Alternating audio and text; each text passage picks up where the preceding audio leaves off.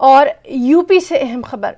उत्तर प्रदेश के कासगंज में शराब माफियाओं के खिलाफ कार्रवाई में आज यूपी पुलिस ने एक मुलजिम को मार गिराया।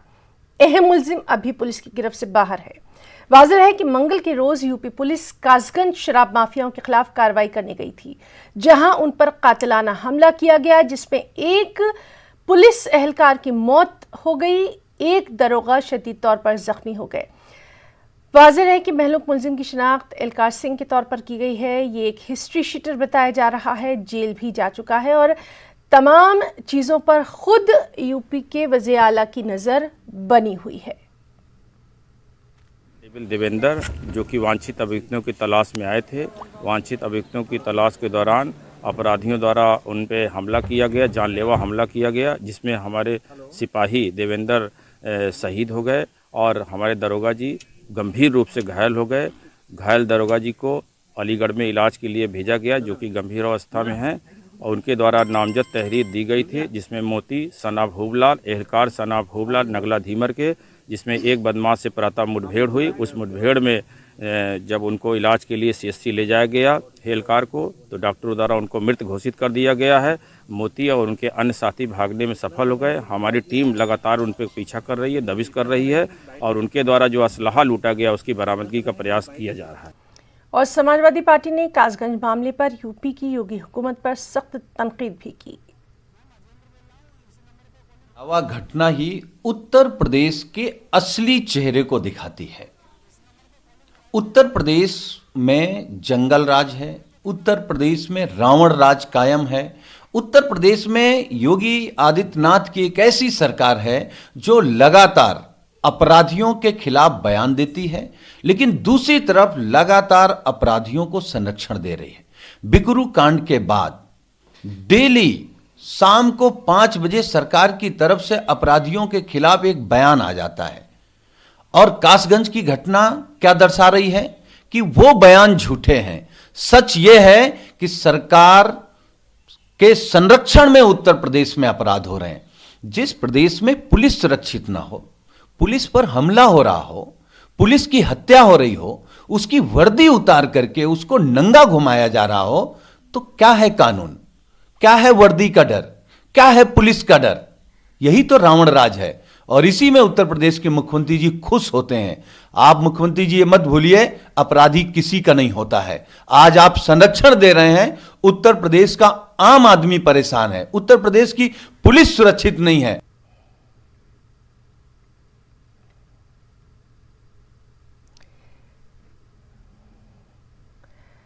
और चलिए अब हम रुख करेंगे हमारे नुमाइंदे अजेंद्र का, और अजेंद्र से जानेंगे इस वक्त वहां पर क्या कुछ कार्रवाई। अजेंद्र, आपसे जानना चाहेंगे, बहुत सख्त नजर आ रही है अभी फिलहाल जो यूपी का एडमिनिस्ट्रेशन है, लेकिन इस तरह की कार्रवाई जब होती है तो सिर्फ 2 ही लोग क्यों गए, जबकि पता था कि बहुत बड़ा ये माफिया है? क्या कुछ जानकारी निकल कर आ रही है?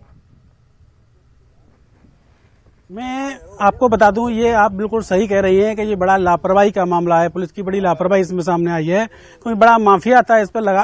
पहले से जो है 11 मुकदमे दर्ज थे, उसके बावजूद भी सिर्फ 2 लोग ही गए थे। तो ये इसमें मैं लापरवाही मानता हूं, और लापरवाही की वजह से घटना घटी है। फिलहाल जो है घटना के बाद में पुलिस एक्शन में आई है और सरकार भी एक्शन में आई है।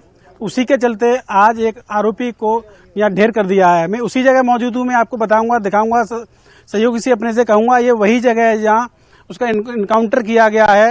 यही तभी उसका तमंचा पड़ा हुआ था, उसका खून भी पड़ा हुआ, पूरी बैरिकेड कर दी गई है। जी। और इसी से कुछ ही दूरी पर कुछ सिपाही का जिसकी जो हत्या की गई थी वो भी, उसका सब भी यहीं बरामद हुआ था। इससे कुछ ही दूरी पर जो दरोगा थे, जो घायल थे, वो खेतों में पड़े मिले थे। तो मैं आपको बता दूं, ये पुलिस की लापरवाही के चलते, क्यों बड़ा सारा माफिया था। ये जो है काली नदी के किनारे जो सब शराब माफिया का काम होता है, शराब बनती है, कच्ची शराब बनती है। तो ये इसमें उसके बावजूद भी सिर्फ 2 लोग गए थे, इसलिए उसमें एक की हत्या कर दी गई और एक गंभीर घायल है। जी अजेंद्र, आपसे जानना चाहेंगे, जो शहीद सिपाही देवेंद्र हैं, उनके परिजनों के लिए क्या कुछ मुआवजे का ऐलान किया गया है? जी मैं आपको बता दूं, देवेंद्र जो शहीद हुए हैं, जवान शहीद हुए हैं, उनके परिवार के लिए एक जने की नौकरी के लिए और 50 लाख रुपए की मुख्यमंत्री ने घोषणा की है। वहीं उनके परिजनों ने शहीद स्मारक बनवाने की मांग की है। उनके जो पिता हैं उन्होंने शहीद स्मारक बनवाने की मांग की है और उनका ये कहना है कि हमारा बेटा शहीद हुआ है। वहीं जिला प्रशासन लगातार जो मुख्य आरोपी मोती है उसका सर्च कर रहा है। पुलिस का कहना है कि उसको जल्द गिरफ्तार कर लिया जाएगा। जी, बहुत बहुत शुक्रिया आपका तमाम तर तफसीली जानकारी के लिए।